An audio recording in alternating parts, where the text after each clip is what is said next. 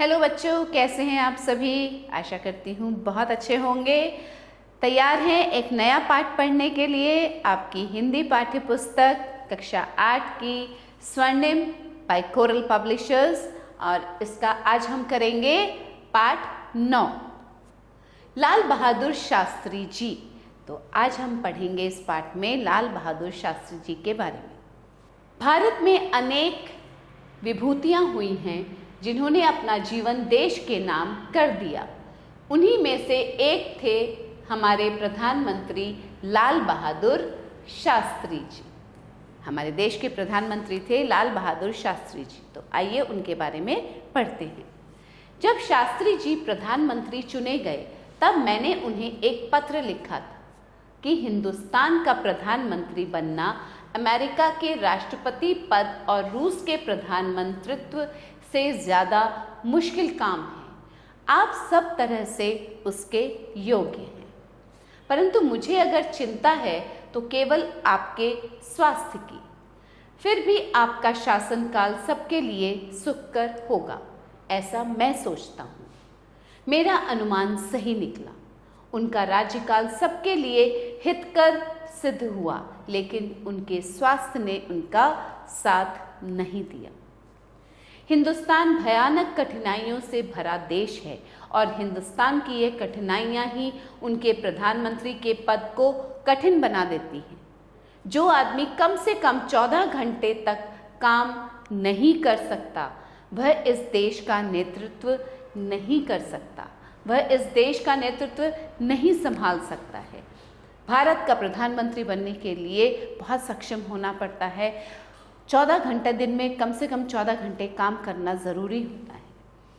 प्रधानमंत्री का ताज कांटों से भरा ताज है। यह पद सुख से भरा जीवन जीने के लिए नहीं है, बल्कि जिम्मेदारी से भरा कठिन पद है। ये सब बातें शास्त्री जी को भी मालूम थी, और जब वह बीमार थे तो उन्होंने डॉक्टरों के परामर्श के अनुसार काम की भीड़ से थोड़ा बचना भी चाहा, लेकिन यह संभव न हो सका।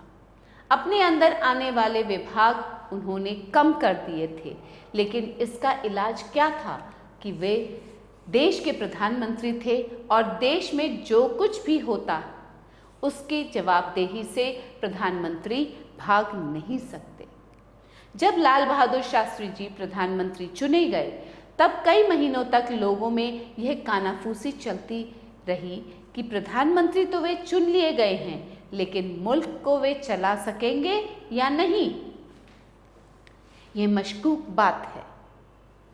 उस समय मैंने एक छोटे से निबंध में यह इशारा किया था कि जो लोग लाल बहादुर शास्त्री जी को दूध और बताशा समझ रहे हैं वे गलती कर रहे हैं। यह वह बकरी है जिसकी टांगें इस्पात की हैं। इस्पात मतलब लोहे की टांगें।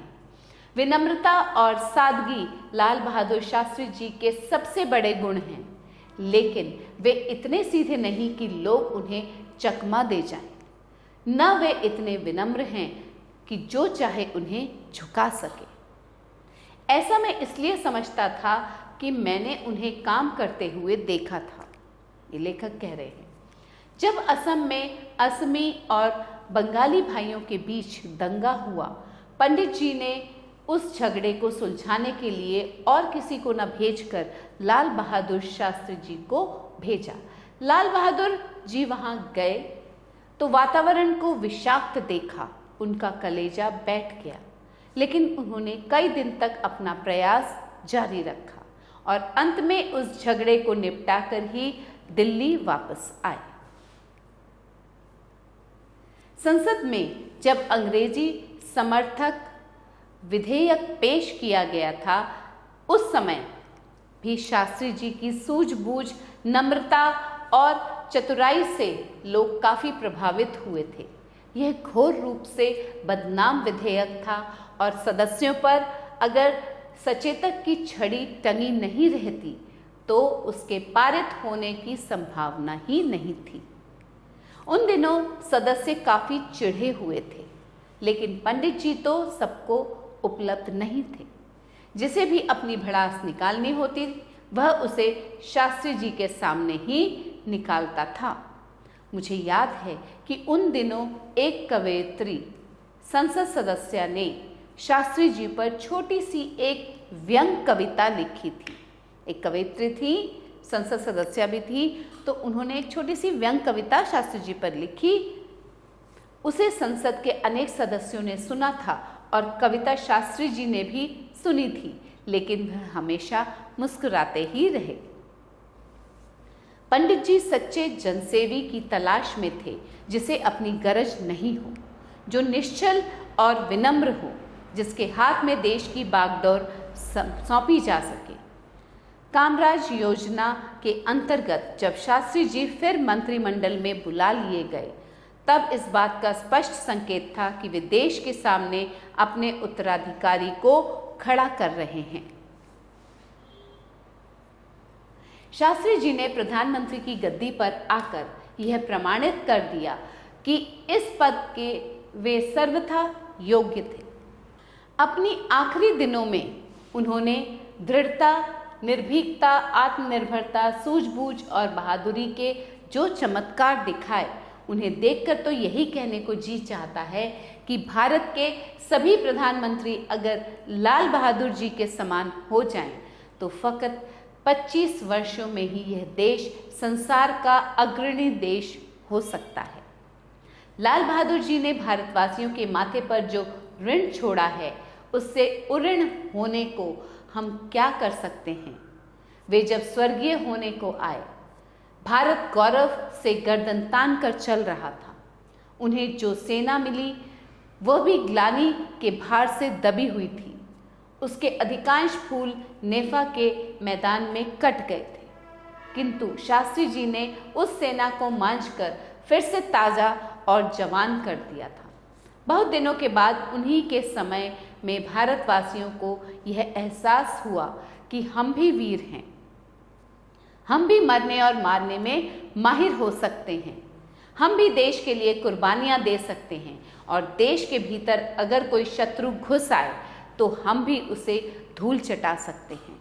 शास्त्री जी में जो उन्होंने इन जवानों के प्रति, जो जवान उन्हें मिले थे, जो सेना उनको मिली थी, उनको अच्छे से उन्होंने फिर से तैयार किया, उनमें आत्मविश्वास जगाया। एक यही दान कितना बड़ा दान है। स्वतंत्रता के बाद के समय की तो बात ही क्या करें। हमारे सारे इतिहास में ऐसे कितने राजे और राजनीतिज्ञ हुए हैं जिनके छोटे से शासनकाल में देश ने वह चीज़ पाई हो जो चीज़ उसे शास्त्री जी के राज्यकाल में मिली।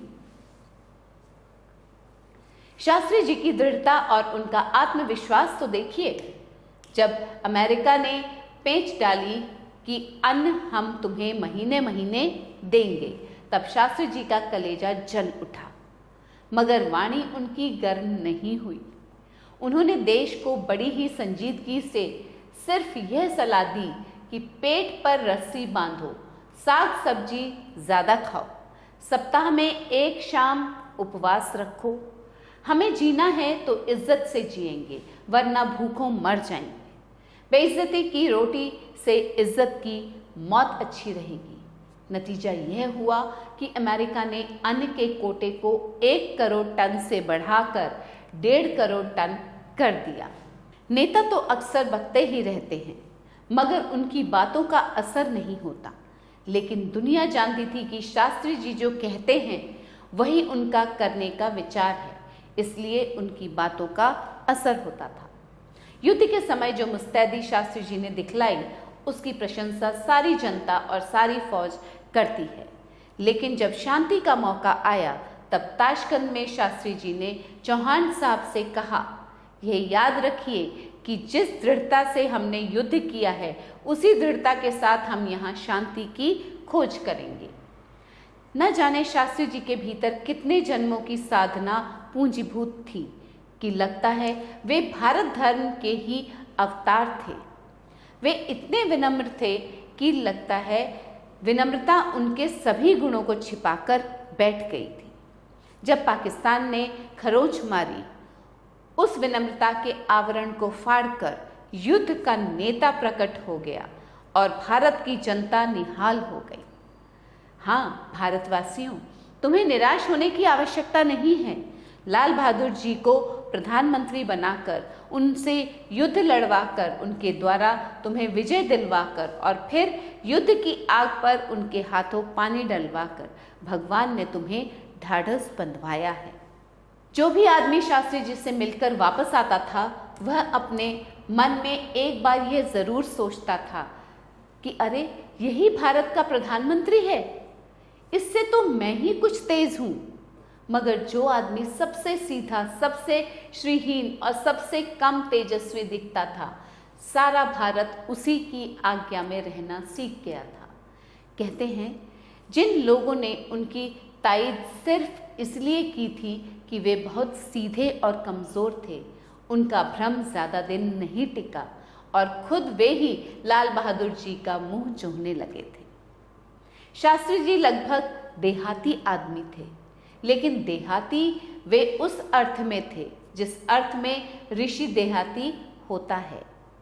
वशिष्ठ ऋषि थे, जंगल में रहते थे, मगर सारी अयोध्या उनके अधीन थी। चाणक्य मौर्य साम्राज्य के भाग्य विधायक थे, मगर खुद उनकी झोपड़ी पर लौकी की लता फूलती थी।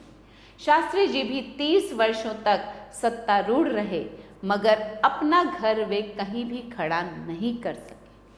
क्या ऋषि इससे भी बड़ा मनुष्य होता है? ये किसने लिखी है? रामधारी सिंह दिनकर जी इसके लेखक हैं। तो बच्चों, ये थे हमारे देश के प्रधानमंत्री लाल बहादुर शास्त्री जी, अति विनम्र व्यक्ति। अब पढ़ते हैं शब्दार्थ। नेतृत्व, मार्गदर्शन, मुल्क, देश, प्रयास, कोशिश, समर्थक, समर्थन करने वाला, निर्भीक, निडर, परामर्श, सलाह, विनम्रता, सरल स्वभाव, निहाल, प्रसन्न, विधेयक, कानून, सलामत, सकुशल। अब करेंगे बच्चों हम अभ्यास। निम्नलिखित प्रश्नों के उत्तर बताइए। शास्त्री जी पर एक सांसद ने क्या लिखा? शास्त्री जी पर एक महिला सांसद ने, जो कवयित्री भी थी, उन्होंने एक व्यंग कविता लिखी। शास्त्री जी के प्रधानमंत्री चुने जाने पर लोगों में किस बात की चर्चा थी? शास्त्री जी जब प्रधानमंत्री चुने गए तो लोगों में इस बात की चर्चा होने लगी कि प्रधानमंत्री तो चुन लिए गए हैं, परंतु क्या वह देश को चला पाएंगे या नहीं। शास्त्री जी कैसे स्वभाव के व्यक्ति थे? शास्त्री जी अति विनम्र स्वभाव के व्यक्ति थे, बहुत शांत स्वभाव था उनका। शास्त्री जी ने हम भारतवासियों पर क्या ऋण छोड़ा है? शास्त्री जी ने प्रधानमंत्री रहते हुए भी जो कार्य किए और अपने आखिरी दिनों में भी जिस कर्तव्य निष्ठा के साथ, निर्भीकता के साथ, बहादुरी के साथ जो कार्य किया उन्होंने देश के लिए, वो ऋण शास्त्री जी हम भारतवासियों पर छोड़ कर गए। शास्त्री जी असम क्यों गए थे? असम में जब असमी और बंगाली भाइयों के बीच झगड़ा हुआ था तो उस झगड़े को सुलझाने के लिए शास्त्री जी असम गए थे। सही उत्तर के सामने सही का चिन्ह लगाइए। शास्त्री जी देश के प्रधानमंत्री थे, पहले, दूसरे, तीसरे, पांचवें। शास्त्री जी देश के दूसरे प्रधानमंत्री थे। कवयित्री सांसद सदस्य ने शास्त्री जी पर लिखी थी कहानी, कविता, व्यंग कविता, दोहा। व्यंग कविता। कौन अपने पद के लिए सर्वथा योग्य थे? मंत्रिमंडल के सदस्य, सभी मित्र, शास्त्री जी, गांधी जी। शास्त्री जी। शास्त्री जी कैसे आदमी थे? शहरी, देहाती, साधारण, कोई नहीं। शास्त्री जी देहाती थे। तो बच्चों, कैसा लगा ये पाठ आपको? शास्त्री जी के बारे में बहुत कुछ जानने को मिला। तो इस पाठ का अध्ययन फिर से एक बार कीजिएगा और फिर मिलते हैं एक नए पाठ के साथ। तब तक के लिए आभार।